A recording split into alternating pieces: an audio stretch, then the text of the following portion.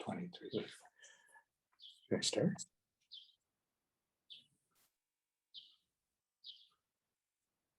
Emily, do you want them to start to begin?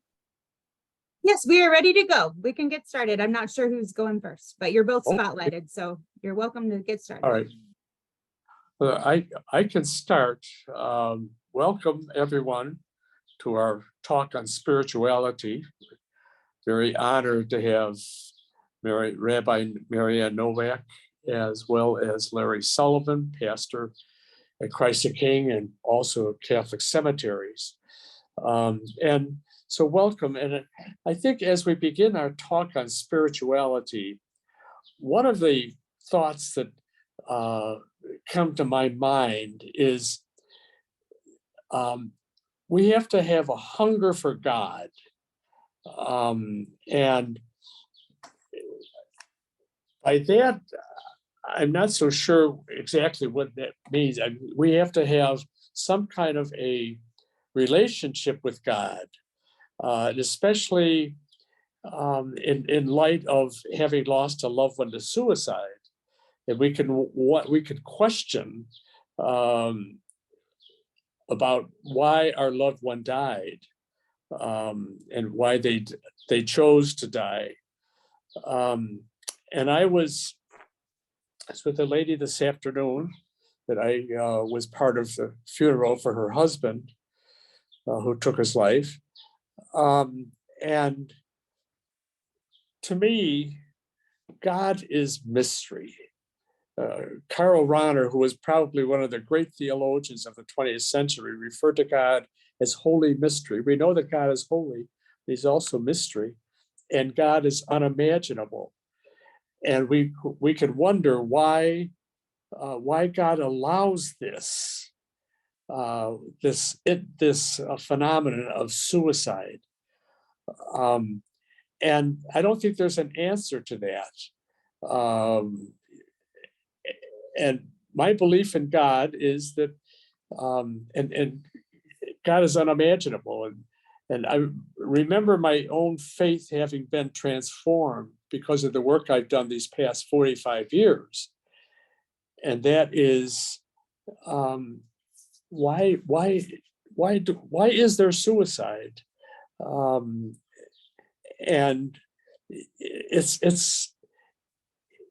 I don't think there's an answer to that. I honestly don't think there is an answer. It has nothing to do with a moral issue or whatever. It has to do with, this is a phenomenon in our world, and this is all part of God.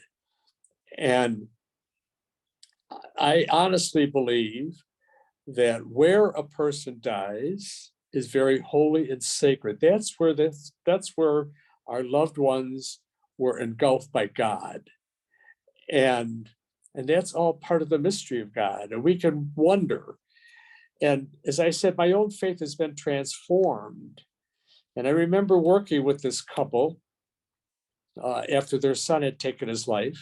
He went home to their home up at the North Shore and ended his life there. And about a year and a half after that, the father came down with acute leukemia. They could not get it into remission. And I would meet with him every couple of weeks, and he had a recurring scenario. He said, when I experienced Jimmy, that's his son who died, the first thing I'm going to ask him is, Jimmy, why did you ever do this to your mother and I?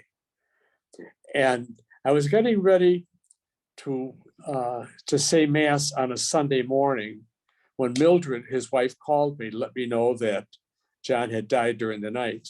And the first thought that came to my mind was, when John experienced Jimmy's presence in the hereafter, why didn't matter anymore? And that's when, that was a real transformative experience about why. It's all part of the mystery of God. And God is unimaginable. Our finite minds cannot quite grasp who God is. And I think we have to have a hunger for God. We have to really want to experience God's presence. And And I remember at a meeting, I worked with this couple after their son had taken his life. And they were a deeply religious couple. They were a traditional Catholic family, said the family rosary and prayed together and so forth. And during the break of the meeting, the father came to me and said, "Where was God when my son needed him the most?" And my response to him was, "That's all part of the mystery of God. I don't know where God was." But he was questioning, where was God? And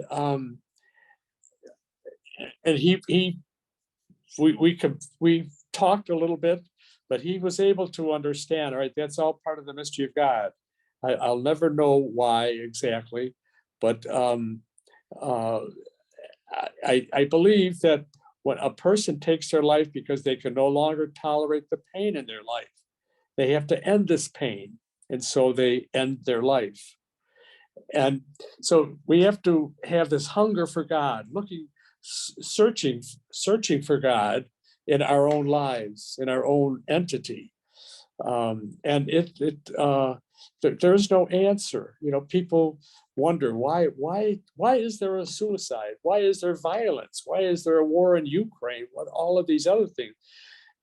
I don't have an answer to that. And I have to rely on a trusting God, a loving God, a God that we don't understand or can't comprehend. But God is holy mystery. And when we are ending our lives, dying, we experience God's presence. And that's where our loved ones are. Our loved ones are engulfed by God. And we have developed a ritual, Larry, Sullivan, and I, because we both believe that where this person dies is holy and sacred. And we bless the place because that's where our loved ones encountered God directly. We are not able to experience God's presence directly. When we die, we will experience God's presence directly. But it's all, we have to have that hunger. We have to, and there's a lot of feelings that we go through. We wonder, some people get angry at God for allowing their loved one to end their life. And I think that's all part of the phenomenon of suicide. But I don't think God is to blame. This is all part of the human condition. To me, a person completes suicide because they can no longer tolerate the pain in their life.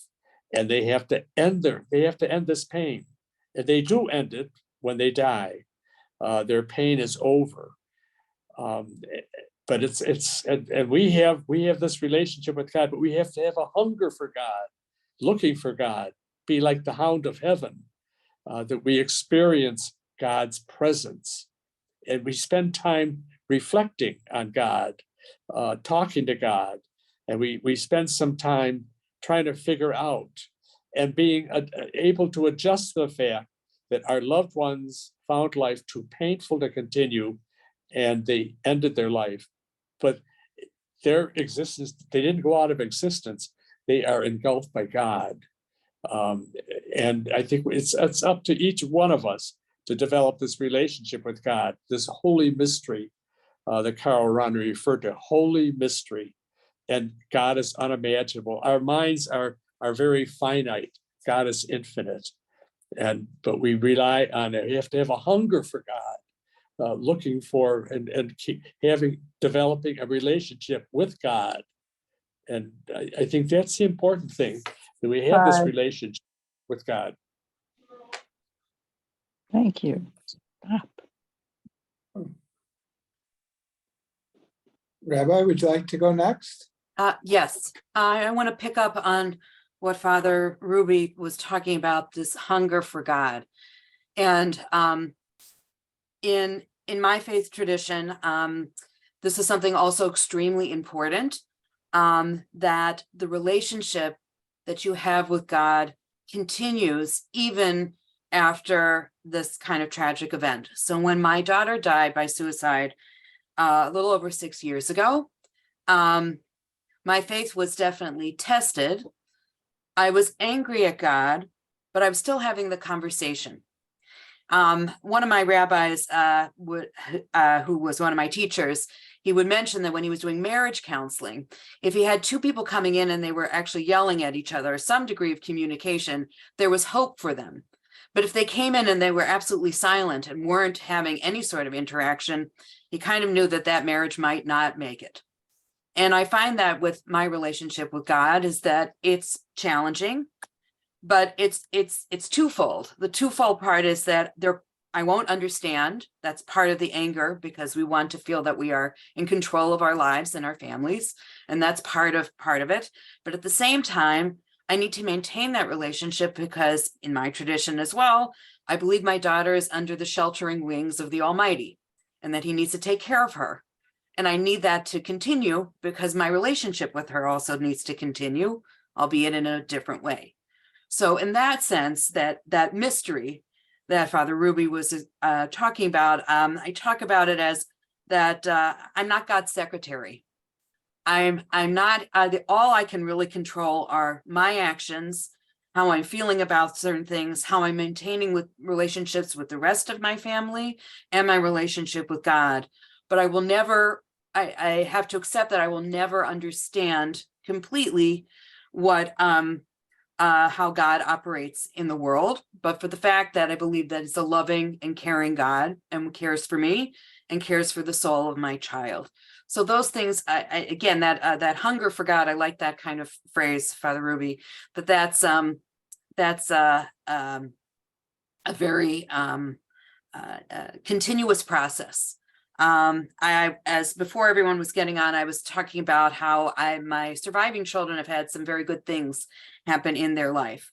And when those things have been happening, I have tried to have a very mindful gratitude process where I'm thankful for God for the good things that are happening for my family. It's with their hard work and with their what we call in Hebrew called hishtadlut. You have to give the try, and if you're doing something that's for a good cause, God will come and help you, but you have to make the effort first, and to have that process. And so that's also a way to kind of maintain my relationship with God, and to recognize I can give God credit for when things are going well, and understand that if they're not, I will not understand.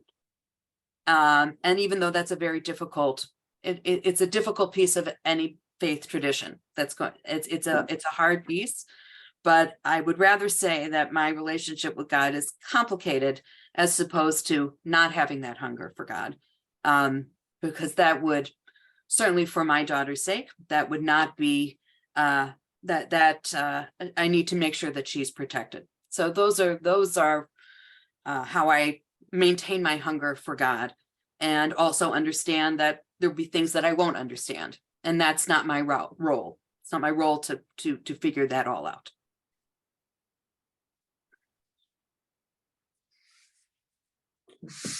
Well, thank you very much, Rabbi. And I'd like to also talk about relationship, because that's really what spirituality is. It's our relationship with God. When I think about my own relationship with God, the question really becomes, am I in relationship with a God who is judging me, or am I in relationship with a God who loves me? And I do think that God, my relationship with God, is the God who loves me, and that is very important. And even if we look at, just from a practical sense, if we kind of humanize God, which I think is helpful for us in understanding our relationship. God doesn't have the human emotions that we have. God doesn't get angry like we get angry or that. But you talk about God loving us, and what does that mean? And I know in our school, we're very fortunate. We have a wonderful principal. And when she talks about discipline is about a way of correcting behavior. So, you want what's best for the child, and you have to put guardrails up.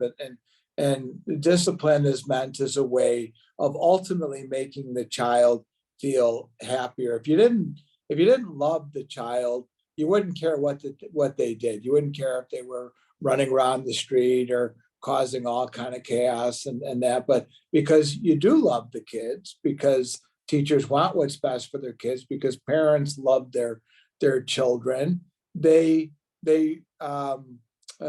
use discipline as a way of helping their child become a better person, as a way of really kind of understanding. But when we die, there is no reason for corrective behavior. There is only the need for love. And so, and I look at my own life, and certainly, I am aware of the fact that all of us have faults and failings, but I also believe it's important for us to work on those faults and failings. It's important for us to follow the will of God. But in the end, God is going to love me for who I am. And that is the basis of my prayer life. And if that's the basis of my prayer life, that I'm in relationship with a God who loves me, then that's the relationship that everyone else has. And so I'm just so firmly convinced that when we die, God will welcome us into his arms. I just don't believe, and this is from my tradition, that Jesus suffered and died on the cross to keep us at arm's length, that Jesus endured the humiliation, the pain, the suffering of the cross to bring us closer together. It's like preparing a wonderful Thanksgiving meal and then trying to come up with reasons why you're going to exclude people from that meal. When you do all of the effort, when you're putting together a dinner party, when you're going through all the effort of making this really special, you're looking for reasons to invite people in, not looking for reasons to put them out. So in summary, when I talk about my spirituality with God, it's a God who loves me. It's a God who wants the best for me, that in this world, I'm called to do the best that I can to be an example of God's love in the world, that I believe that our words and actions are a way for God to communicate with us. But once we enter into death, then we just know the fullness of God's love. And that is my spirituality. Father Rubey? My spirituality, I do the readings of the day, a gospel from the New Testament, as now we're getting from the Old Testament. I look upon Jewish people as the elders of the faith. I really, and I mean that very honestly, that it all began with Judaism, and we're an outgrowth of that. And I do the readings of the day, and then we're reading from Mark's gospel, and it's that is the basis for my prayer during the day, is to reflect on what I've read, both from the Old and New Testament, as well as from the Gospels. That is the focus of my prayer. And I was talking today to this gentleman. I worked with he and his wife after the suicide of their daughter. And he's a funeral director, and he's the one that's in charge of, when I die, of making the funeral arrangements. And we talked about that. And I'm 83, and I'm in pretty good health. But my days, I don't know when I don't know when I'm going to be called home to God, to experience God's presence directly. Right now, we engage in prayer, the scripture readings, and in our tradition we have the Eucharist, and it's a prayer. It's time that we spend time. I think it's important on a daily basis to spend time reflecting on God, who God is for us, and each of us has our own our own interpretations of God. I've explained what my expectations are, my relationship to God. But each of us has a different one because we're different people. And I think it's important that we have, we're founded or we're grounded in having a relationship with God, this holy mystery that we refer to as God. God loves us, and there are times when things don't go the way we want them to go in our lives, and we're challenged. But God, hopefully we can depend on God and have this hunger for God. And that's why the mystics mean so much to me. St. John of the Cross or St. Teresa of Avila. I just finished a book about Dorothy Day, who was a great mystic. And they have this great relationship with God. And I try and learn from them, the mystics, this holy mystery, this unimaginable entity we call God. And so that when I die, I'm not meeting someone that I had to relate. I'm meeting someone to finalize that relationship and to experience God's presence directly. Right now, we don't do it directly, but when we're part of the hereafter, we are experiencing God's presence directly. And that's one of the bases for having this hunger for God, because we're going to be with God for all eternity, experiencing the loving presence of this entity we call God. I want to also just pick up a little bit and bring a little bit from my faith tradition. The relationship that Jewish people individually and as a group have with God is considered to be a covenantal relationship. And a covenant is kind of like a contract, except there's some differences. In contracts now, I'm a lawyer too, so just if you want to know where this language is coming from, in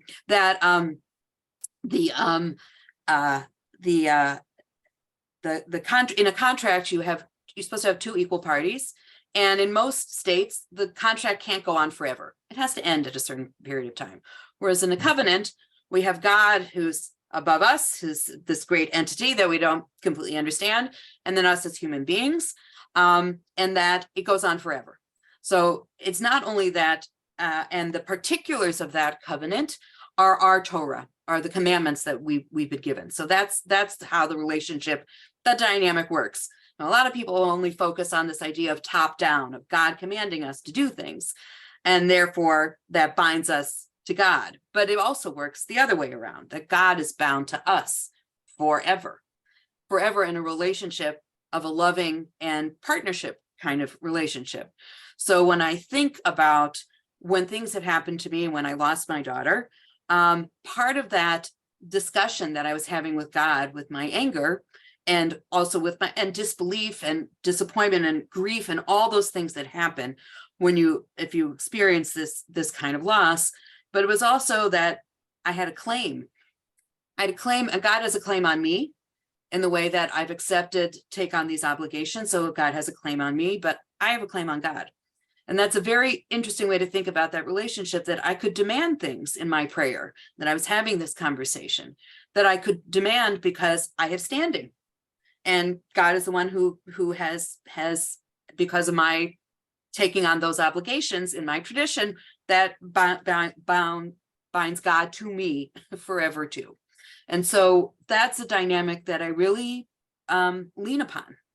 And it doesn't require me to figure out exactly how God works. It's really just incumbent upon me that I have this claim that I know that God will protect me, has promised to do so, if I follow his commandments, which are basically a teaching for me to live my best life. Many of you might have heard the term Torah, which is the Hebrew Bible. But Torah literally means teaching. That's what it means. It's a teaching or a guide. It's a guide to how to live your life, and how to live your life so that you can get closer to God and make the world and the people around you a better place. And so those are the claims that I have the claim, and God has a claim on me. And so those were, as far as my spirituality, I lean upon those things in my relationship to God, that I'm picking up very much from the Hasidic tradition, that I can be joyful, that I can speak to God at any period of time. It can be through prayer, it can be through other experiences, and that I always have access all the time. and everyone does. Everyone has that access at all times, and to have those conversations and even to challenge, and that's okay too. Because when you have an important relationships are not always easy. Important relationships are the ones that you really care about. I think Father Sullivan was talking about that regarding disciplining children. You wouldn't discipline unless you actually cared about them. Those kind of relationships. So it's in the same way that it might be challenging, it might be hard, but the ones that you really care about, you're going to work for, even when there are bumps in the road.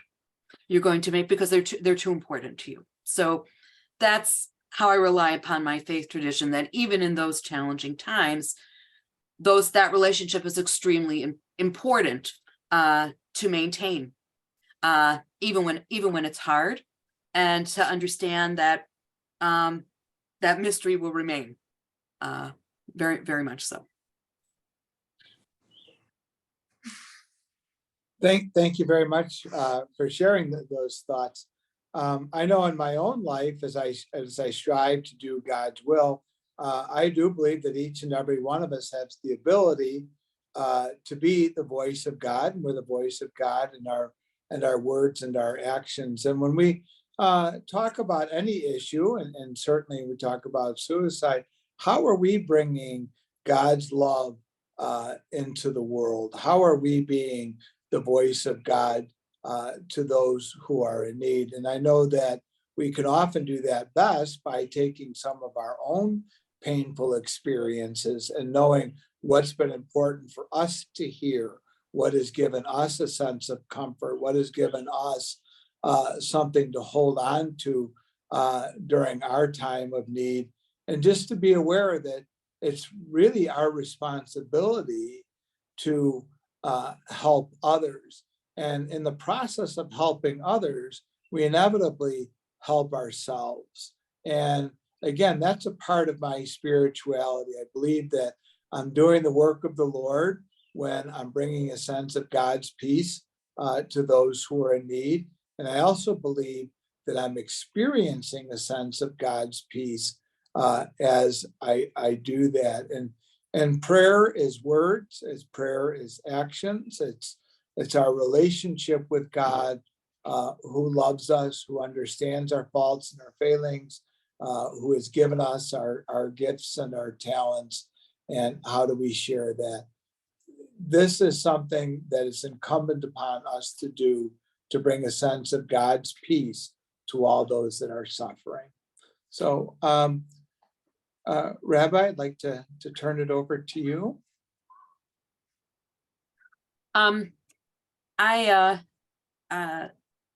Part of the Father Sullivan, you mentioned a lot of this idea of love, and it's interesting in the synagogue each week we read a part of the Hebrew Bible, and we came to the part in Numbers where there is the priestly blessing, which many of you might be familiar with. May the Lord bless you and keep you. May the Lord show his kindness on you and his countenance on you now and for all the days of your life. In our synagogue, on certain holidays, people who are of the priestly class, even to this day, will come and give this blessing, but they are required to give this blessing with love. They are required to bring God's countenance down on us in love, not in judgment, not in any way that is punitive or disciplinary. It's a way of love, to experience that love and experience a loving relationship with God now that will carry forward when you leave this world. And that's a point that's sometimes hard to grasp. When you lose someone to suicide, that's a very hard thing. But both faith traditions are very much relying upon that idea that the relationship to God that you're having can be complicated. It can be hard, but it's always loving. It's always coming from a place of love and commitment. And that begins now, if you can, and that will continue on also with the promise that will happen as well. that you will come under in God's loving arms, and also be reunited with the ones that you have lost, as in a loving and caring and comforting way. So that's another part of my faith tradition that I think about a lot, is that many certainly in Jewish liturgy, in prayer liturgy, that we talk about God as loving, as having compassion and mercy, that these are the parts of God that we want to activate with our faith, with our good acts, and the commandments that we've been given. And so there's a constant focus on that in our tradition. And I think that's also a piece of where my faith and my relationship with God really is rooted. I think one of the things, just to add with the Rabbi, with Larry Sullivan, we should do this on a regular basis. We should have time each day, or certainly several times during the week, where we spend time hungering for God and trying to learn more about God. God is unimaginable. God is mysterious.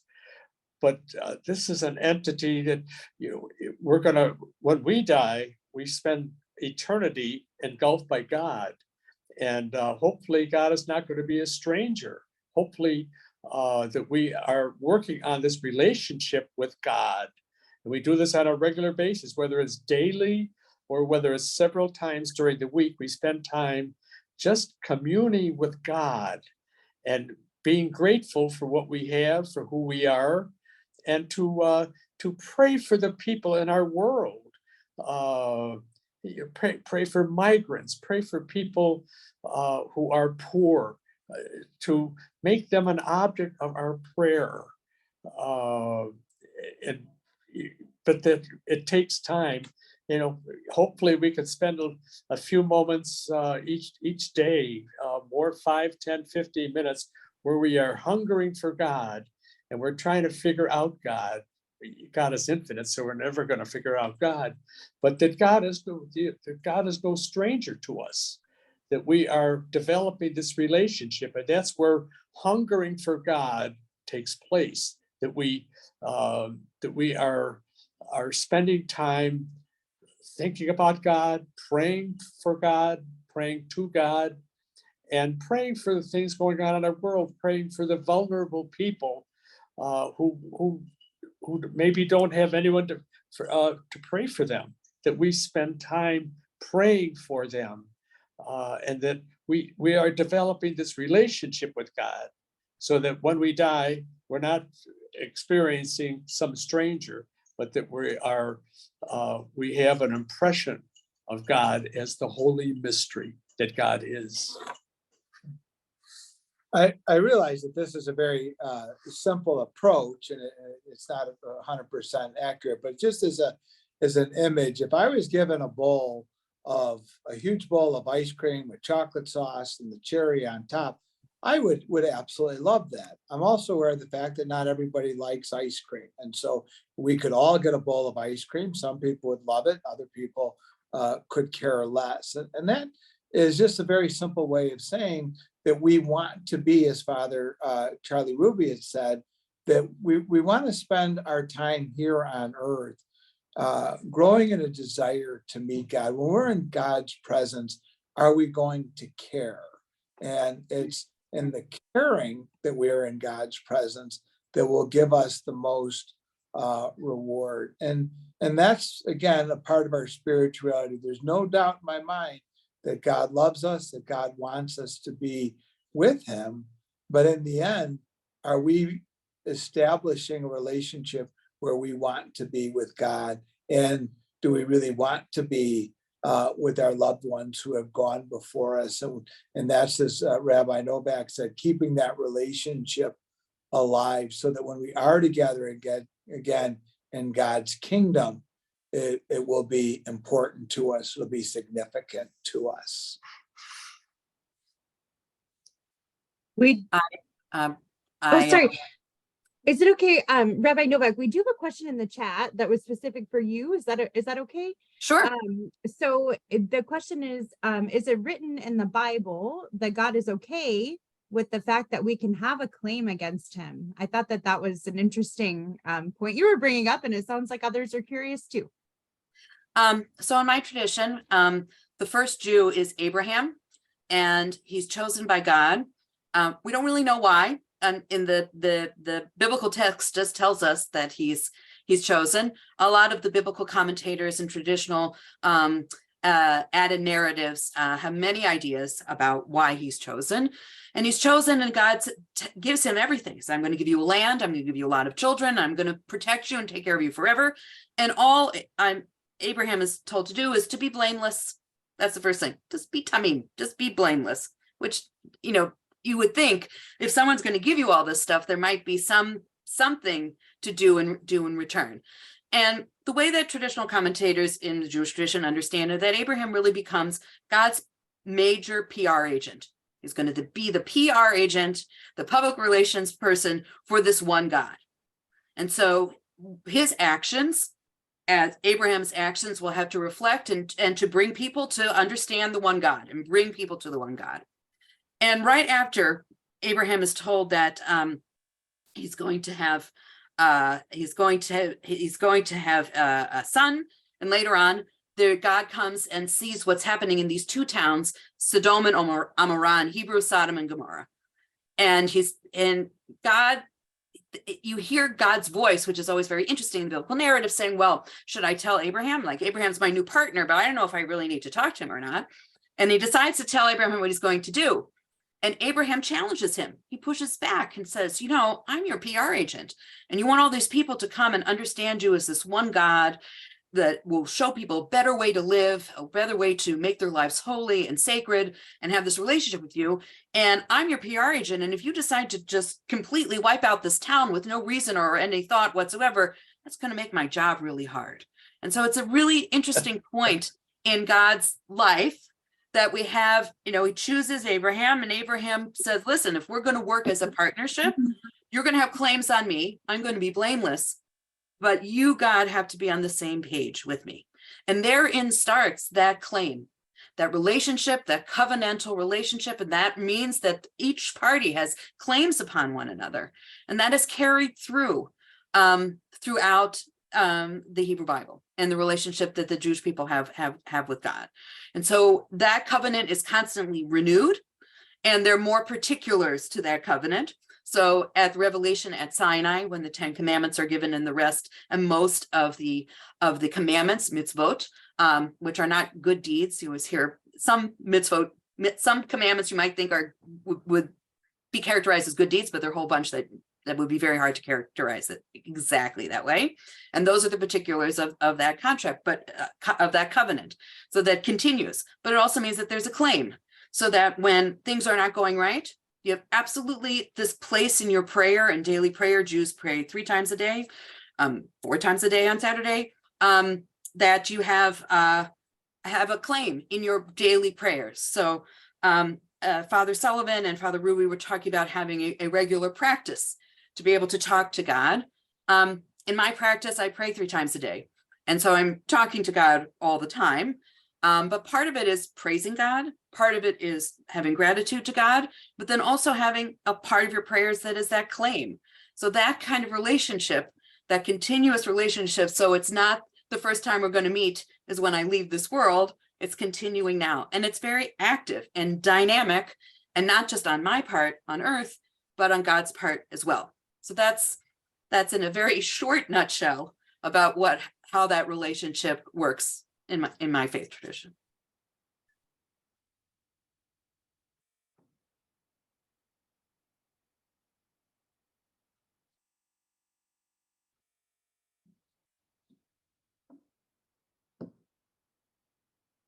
So Emily, I think people may not realize that it's okay for them to ask questions, either put questions in the chat, or if people have questions, they're welcome to express them. And if others have questions, you can certainly. Yes, absolutely. So if anyone does have questions, do feel free to use that chat function. If you do want to ask your question to our speakers, you're very welcome. Just keep in mind that we're recording. And so, we always want to give people the heads up about that for privacy reasons and that sort of thing. But of course, please feel free to participate and ask your questions. And thank you, Rabbi Novak, for that very thoughtful response. I saw Father Rubey's reaction to that, and I could tell that he was, really, really engaged with that too, as was I.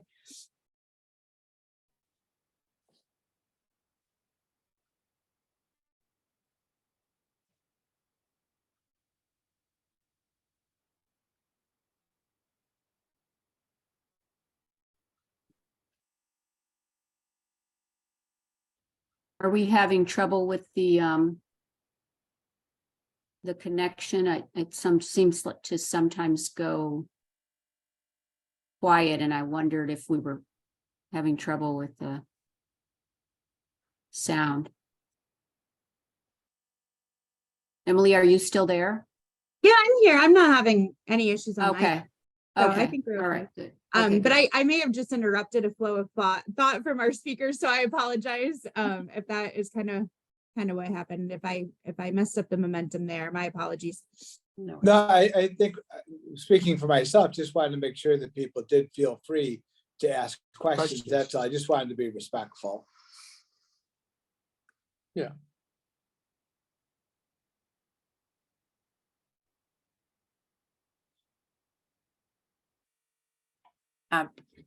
I would, if it's okay, I'd like to pick up on something that Father Sullivan said about the relationship with the loved ones that we've lost, and to make that a mindful practice. I talk to my daughter every day.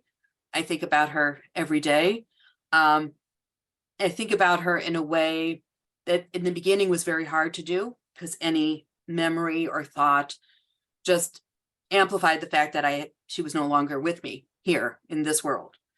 And it was very, very difficult. But then I didn't want to lose my relationship with her. And so that I talk to her, I bring her to, I try to bring her along in happy events. My daughter just graduated from medical school, my older daughter, and I brought her with me. And they're tangible ways of even just speaking to her and making that a regular and mindful practice, understanding that the relationship is not the same. It doesn't function in the same way, but it's not over, because she's in heaven. We have many terms in the Jewish tradition for heaven. One of them is the Garden of Eden, is that Garden of Eden that, from Genesis, is considered to be the most perfect place where human beings could be in body and soul. And so that's another term that we have it. And she's in her own personal Gan Eden, her Garden of Eden. And I get to talk to her because I can center her there. I can think about her in that place, in God's presence and love. And I can continue that relationship. And that's a very important part of my relationship with God as well, because she's in his protection, and so that I can continue my relationship with her. And that's an important piece. It's not always easy. Certainly the anniversary of her death or her birthday, or when we're having wonderful family events and it's very clear that she's not with us. But to mindfully bring her in with us, and to engage and to activate that memory and her essence, which is still exists, just in a different way. And I think just to add something that the rabbi just said, a tragedy worse than losing a loved one to suicide, if you can imagine something worse, would be if they were forgotten. And as long as we remember them, we pray for them, that they're still a part of our life. They have not gone out of existence. Their existence is at a higher level than what our existence is now. But to remember them on their birthdays, remember them on their other times when they brought joy to our lives, and to let them know that we miss them and that we look forward to when we are make the transition to the hereafter, that we experience their presence once again. Once again, we continue living them as part of this holy mystery.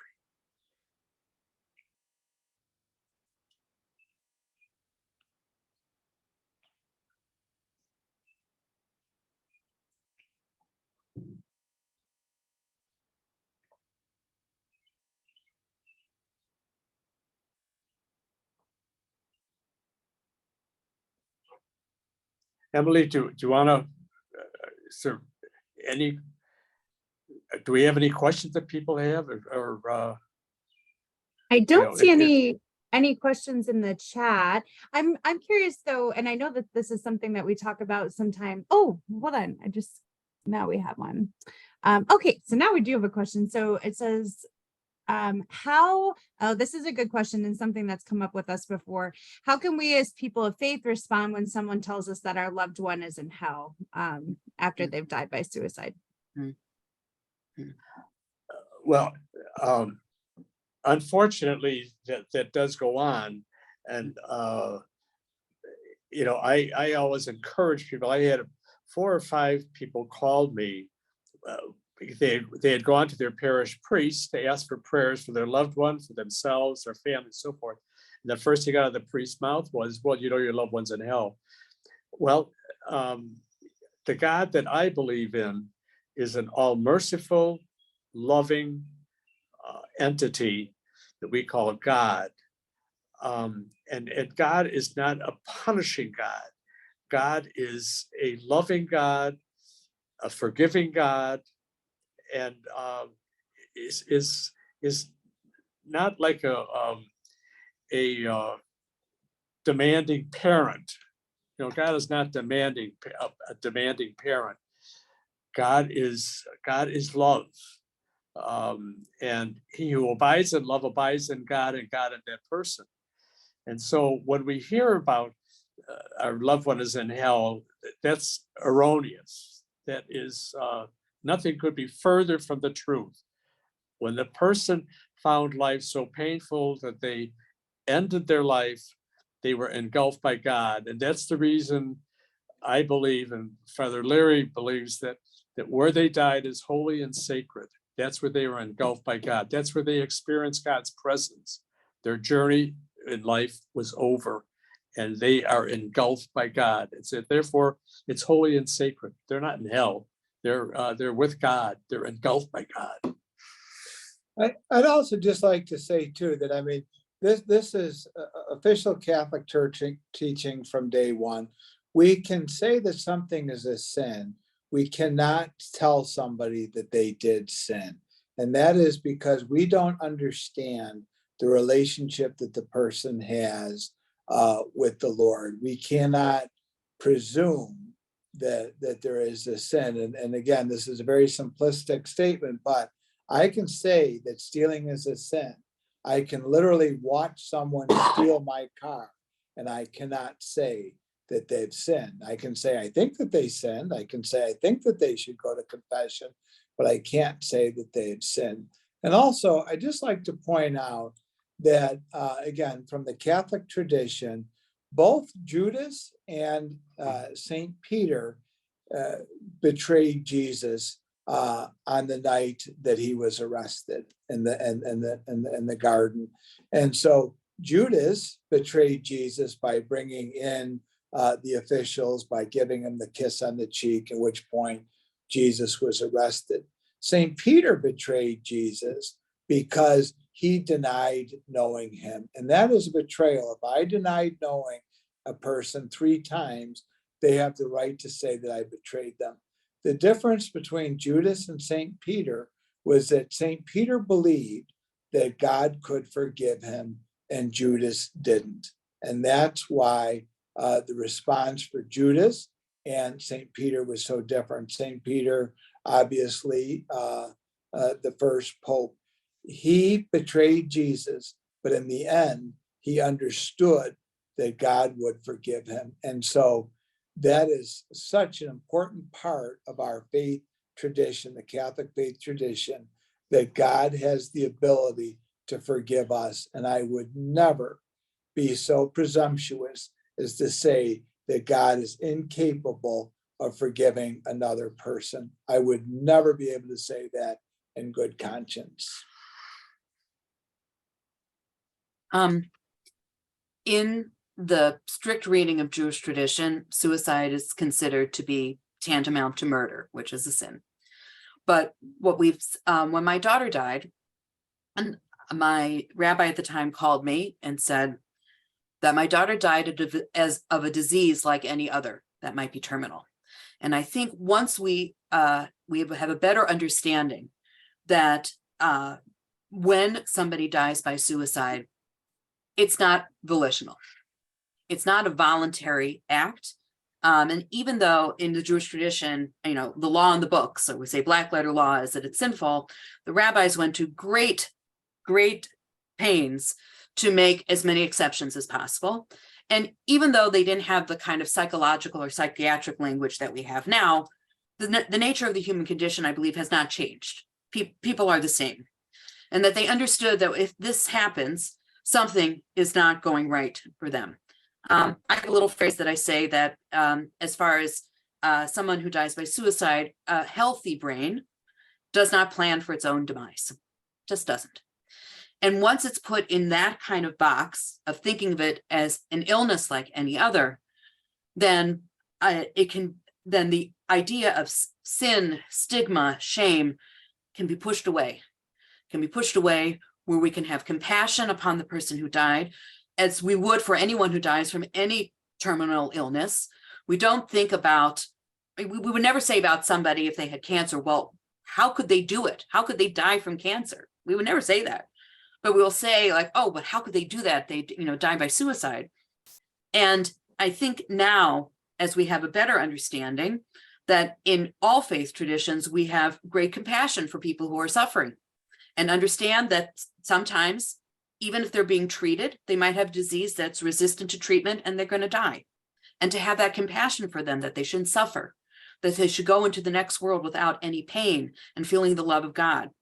And that has begun to change within my faith tradition, and I believe in other faith traditions as well, is when we understand that this is not volitional and people don't do a healthy brain, again, does not plan for its own demise. It doesn't happen that way.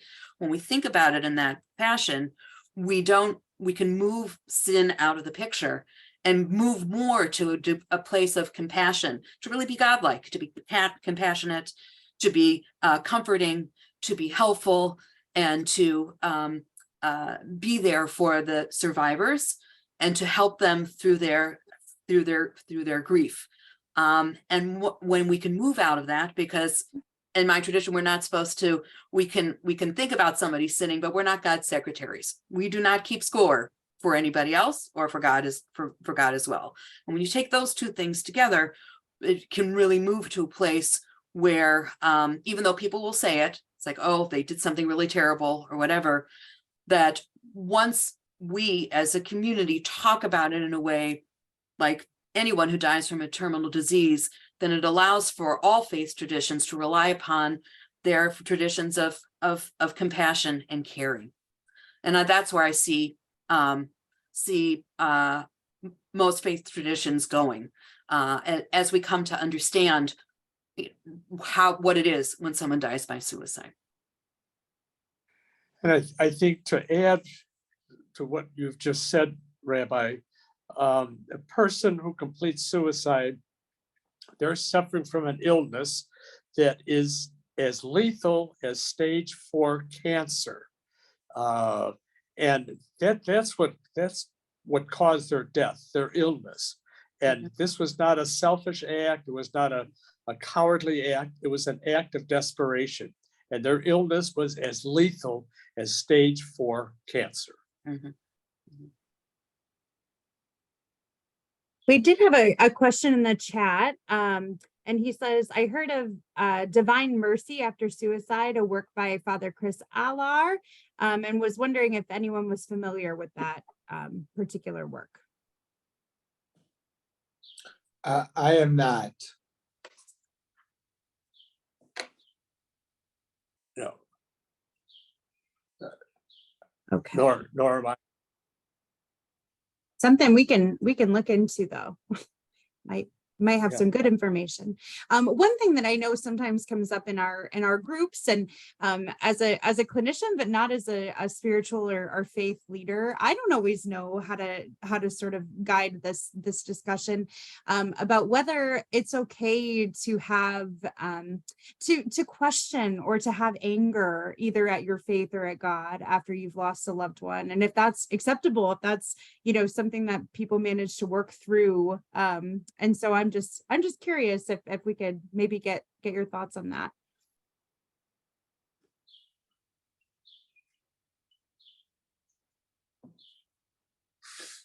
Certainly God has very, very broad shoulders. And I do think it's appropriate to be angry at God at times when we've felt that we've been let down, or the time we're disappointed. What's not okay is to remain angry at God, because that's counterproductive.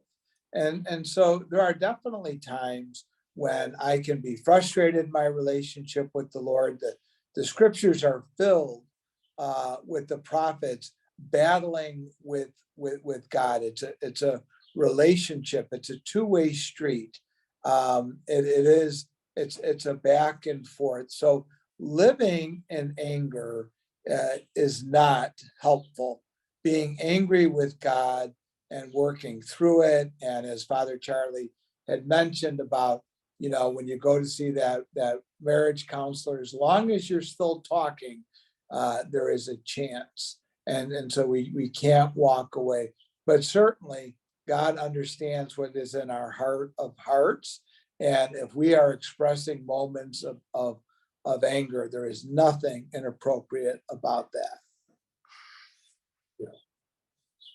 In my faith tradition, when anybody dies, there's certain rituals that happen.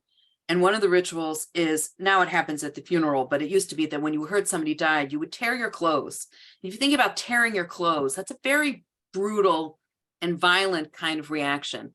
And it's a way to channel your anger.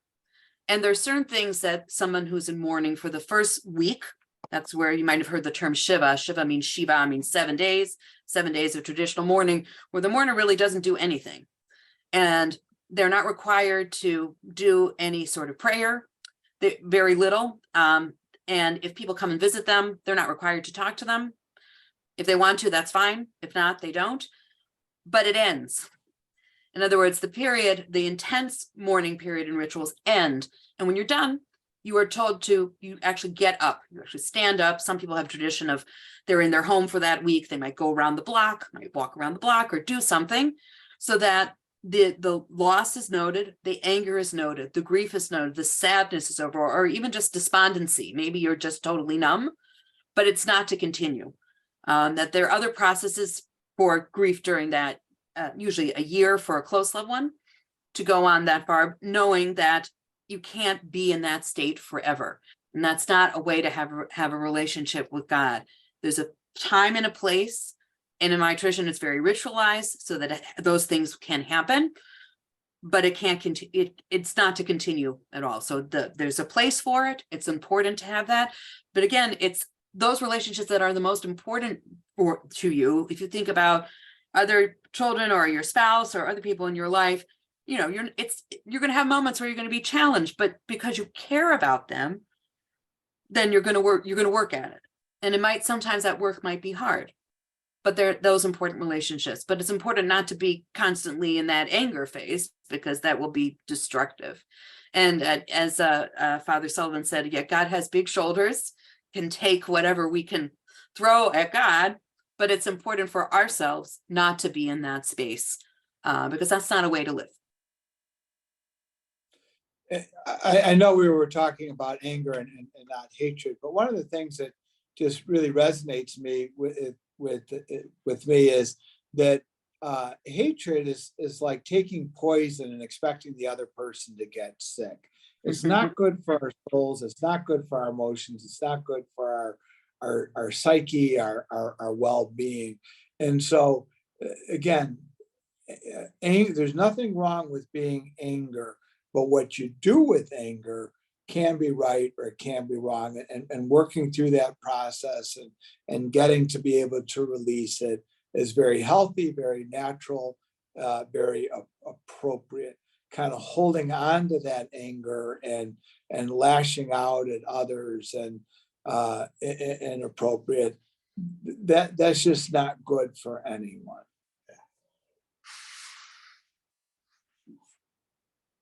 I think, Father Larry, what you just said sort of flows into the next question we have in the chat, which really asks about self-blame, about blaming oneself for not seeing signs, and then sort of a follow-up to that, asking the question that eats up survivors about why did this happen?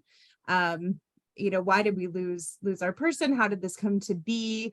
But sort of that self-blame, that internal kind of questioning.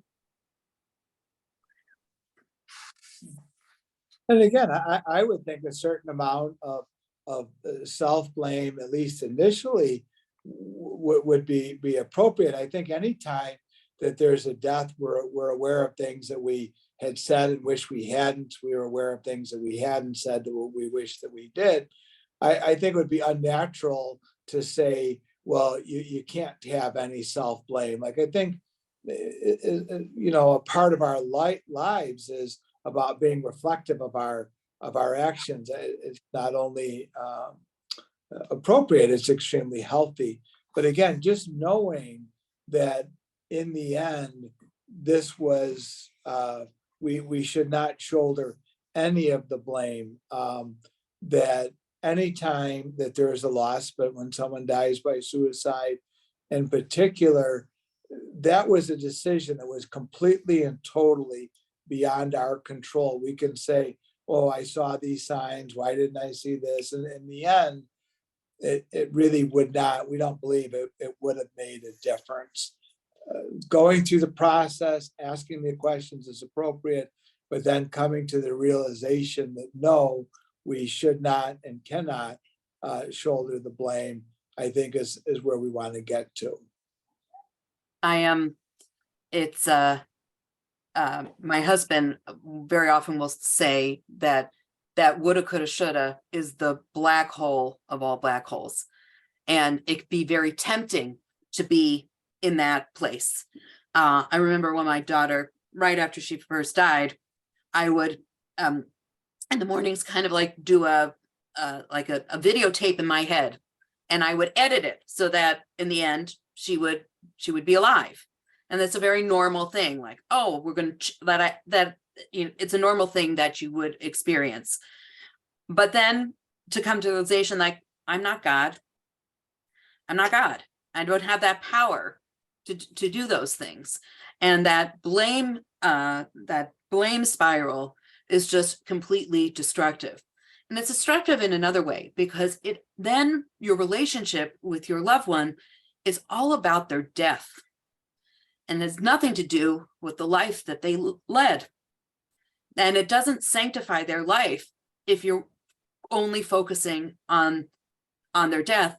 And also, if you're thinking about blaming yourself, it's kind of like this weird paradox. It becomes all about you, and it's no longer about them. And that's the real challenge. The challenge is that it's normal. It's obviously to hope to fix it, to say, oh, yes, I might have recognized the signs, and you might not have, and you might have seen them anyway, and they might have died anyway. I think also we think about people who are so ill, and we might not be able to see it. Some of the nature of people who die by suicide, they have comorbidities. My daughter had a severe eating disorder as well. And the nature of that psychiatric disease is to hide everything that you're doing. And so there might have been signs, but she was actively, that's what her brain was telling her, these messages that were wrong, to hide everything. So this kind of conceit that, oh, that you've been able to fix it, you couldn't. You couldn't. And that's a hard place to get in the process of the grief process when you lose someone to suicide. But then it moves from their death, and you can think about the life that they led with you. And you can also think about the life that they're living now. in a different place, in a different entity, and to think about that and to move beyond just being in that moment of death, which is, partially you're re-traumatizing yourself also over and over and over again when you're going down that spiral.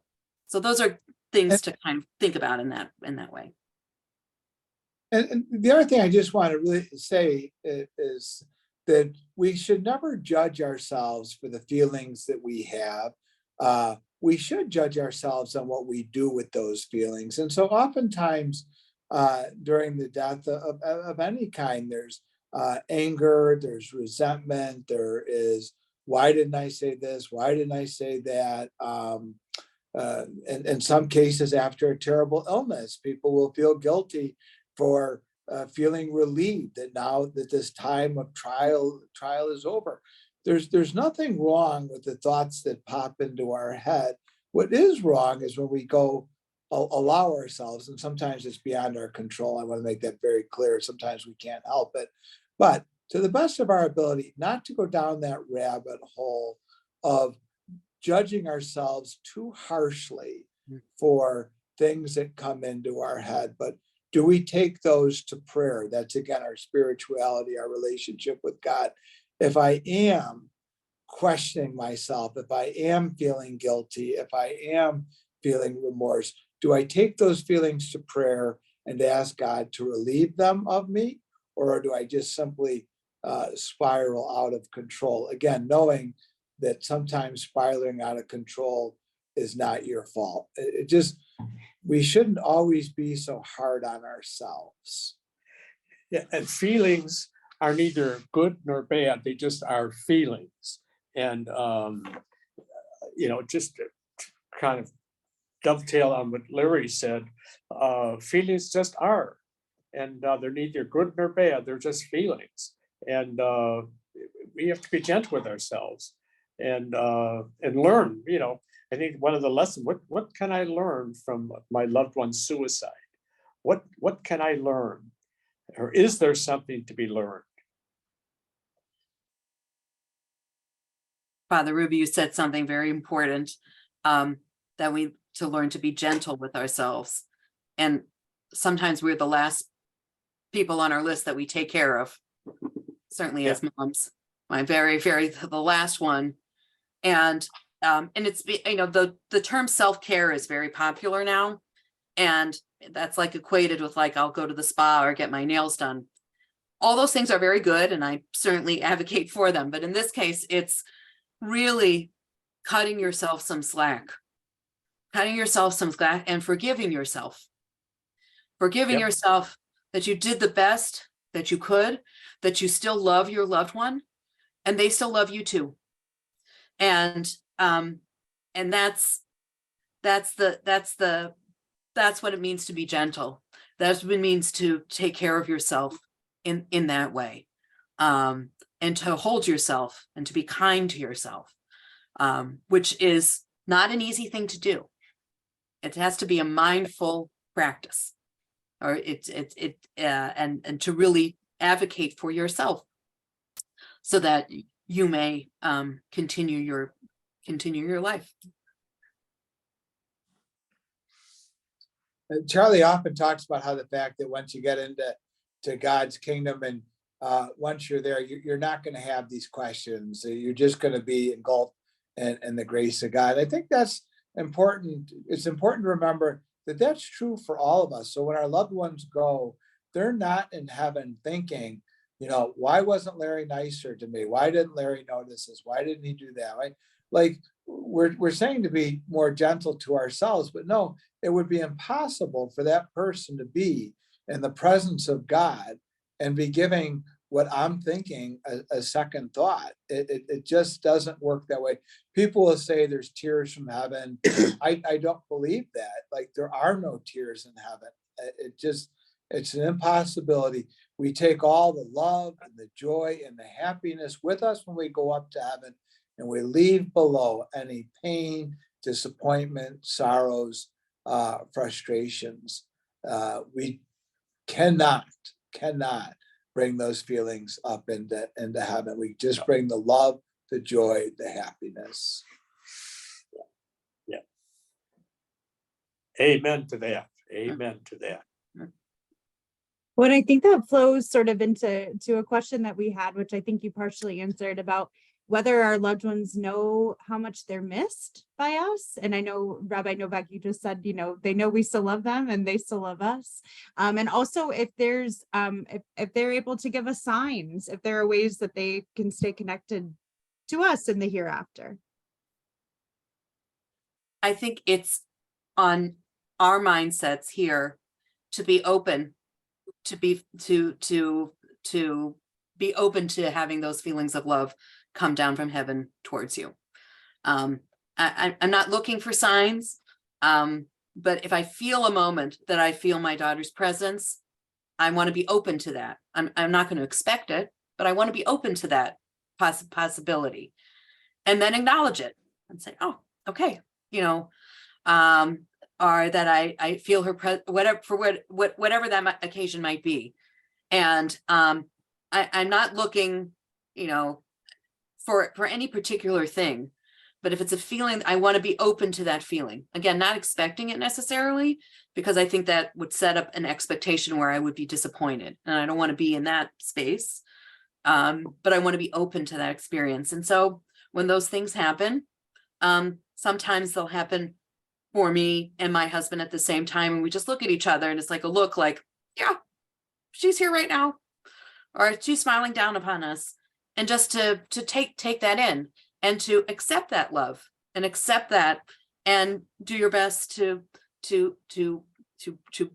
reciprocate in the way that you think about your loved one.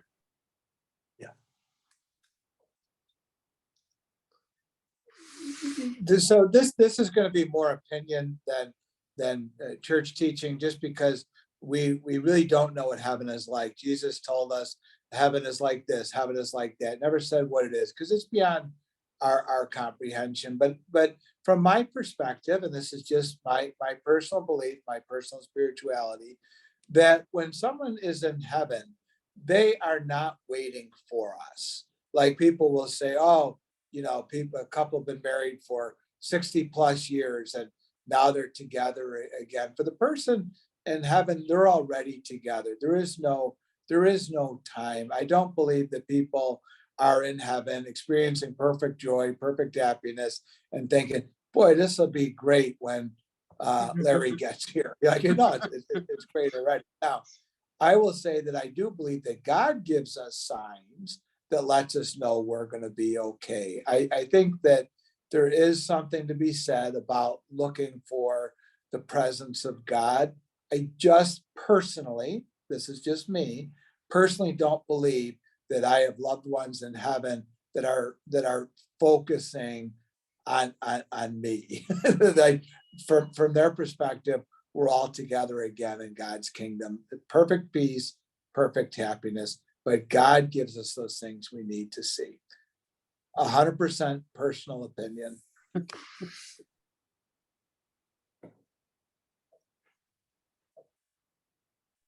And then we did just have a comment, and I think maybe Father Rubey, this relates to what you said a few minutes ago about, is there something that we can learn from this tragedy? And so this comment says, God gave us these feelings and he gives us a choice on how to deal with them, and we can ask for God's help.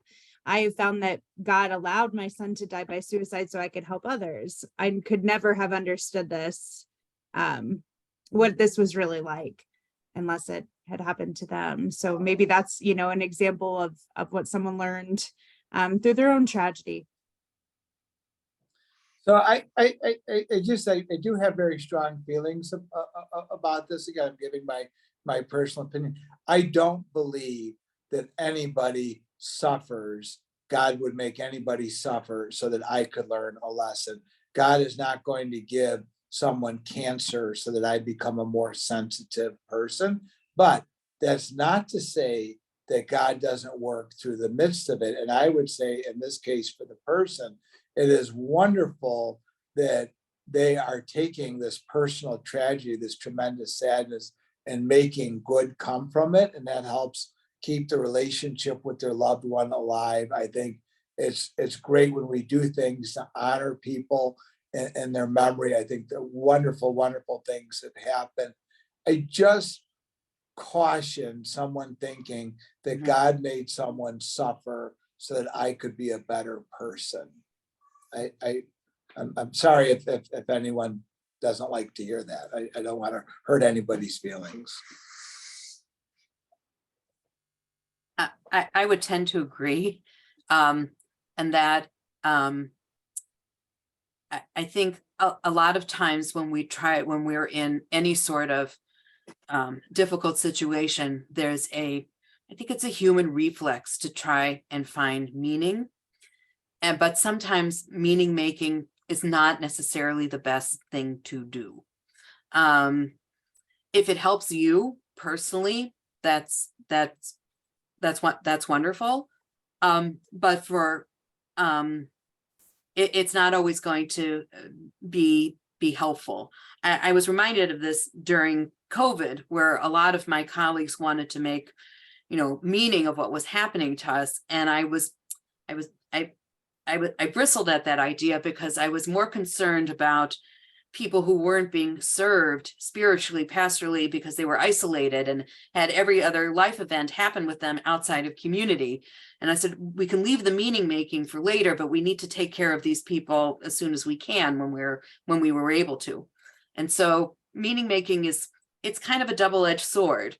It can be very helpful, but then as Father Sullivan said so well, that I would never want to have somebody suffer in order to make me a better person. And that kind of is a weird centering of self, which I don't think is how we want to think about our loved one's death. And so in that particular situation, absolutely, we had great lessons to learn from COVID. There was so many negatives, so many downsides, but we found the presence of God in the midst of it. It's just God didn't give us COVID to learn those lessons. We had COVID because that's the world we live in, and God helped us find the good in the midst of it. Thank you.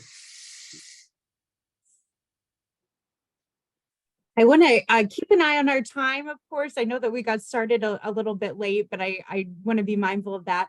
We do just have one question here in the chat, and then I'll sort of leave it up to our speakers if we want to give closing comments or continue whatever works best. But this comment says, I have been told by some elders that I need to stop crying, because by not moving on, I am holding back my loved one from fully enjoying her place in heaven. I don't believe this, but what are your thoughts about this way of thinking? I don't believe that either. No, I just think we grieve and we come to grips with our own grief, navigate that.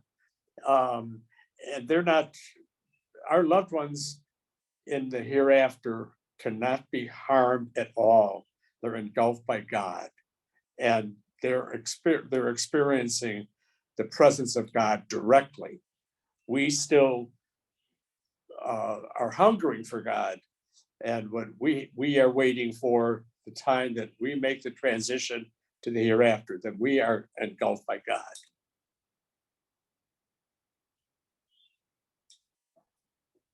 So my prayer is that people would stop crying, because it would mean that they were at peace, but I would never, ever tell someone to stop crying. Your feelings are your feelings. And the question I would ask is, are you really taking those tears into prayer? Are you asking God to help you, or asking God to do that?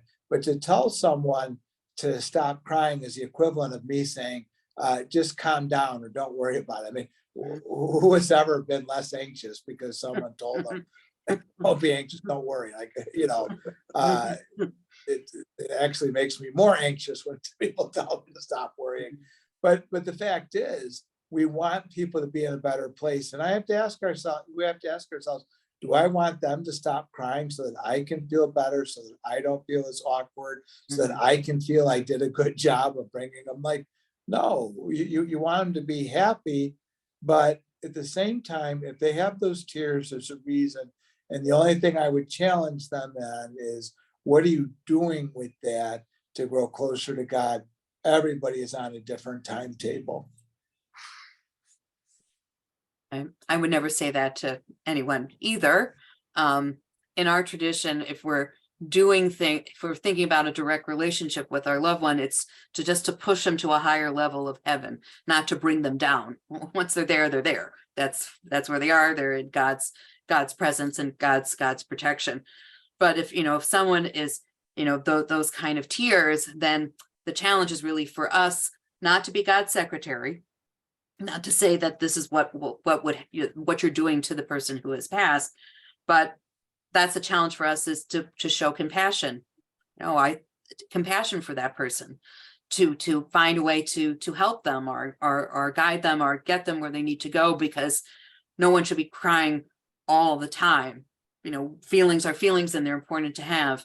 But if you see that this is something that is really preventing a person from moving on, that's the challenge. The challenge is not to tell them what they're doing has anything to do with their lost loved one, but to show them compassion and to help them. That's the real challenge.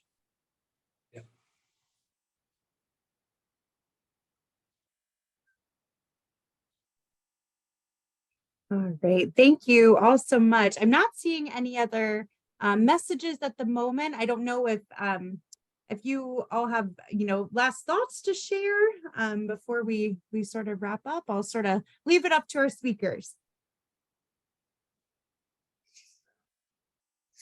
Thank you everyone for participating. People that listen, and Rabbi, Larry Sullivan, myself. It's great to have this time to talk about spirituality.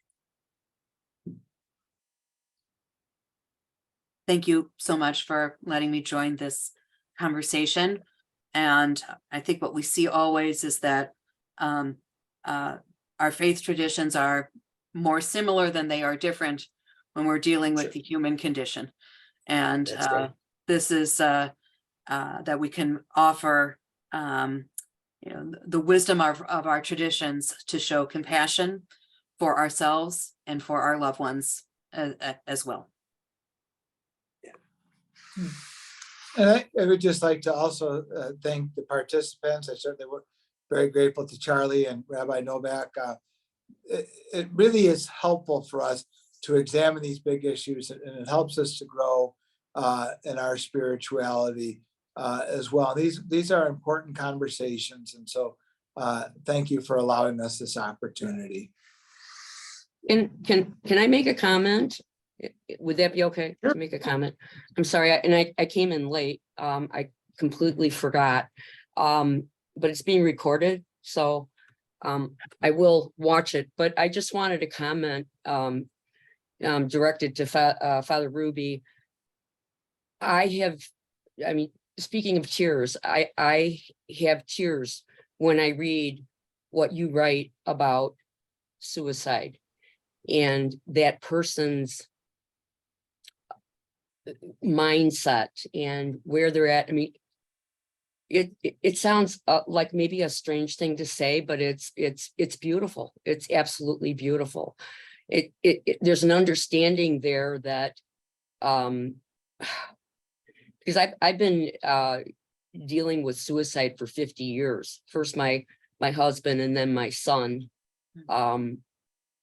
So I've heard everything from people, and it's just so wonderful to hear about God and God's love and acceptance, and because the general public has such a negative view about that person, and it's just really comforting. And I thank you, Father Rubey, for, oh my God, everything that you've done. I have it now, for my son. Back when my husband died, there was no loss, and I can tell you, it was really tough, and what you've established and built is just amazing. So thank you. Thank you very much. It has been an honor for me to journey with so many people over these past 45 years. It's been a unique honor, and I'm grateful for all the members of our lost family. They have shared at levels are incredible. So, and they are the object of my prayer on a daily basis, my own quiet time. I pray for people who are part of the lost family. I just want to thank Rabbi Novak, Father Rubey, and Father Sullivan for being with us today and for leading this really important and meaningful discussion.